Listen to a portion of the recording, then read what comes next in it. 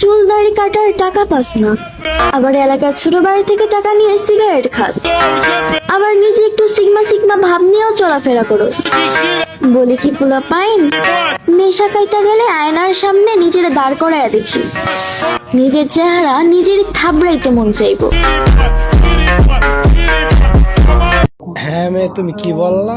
আমাদের ছেলেরা ছোট ভাইদের থেকে টাকা নিয়ে সিগারেট খায়। শোনো, আমরা ছেলেরা যে টাকা মাসে সিগারেট খায় আর দাড়ি মুছ কাটে, সেই টাকা তোমার মেকআপ আসবে 20টার বেশি। আর শোনো, তুমি যে বললা ছেলেদের ফেস কাটিং অনেক খারাপ, ছেলের আয়নার সামনে গেলে থাবড়াতে মনে চায়।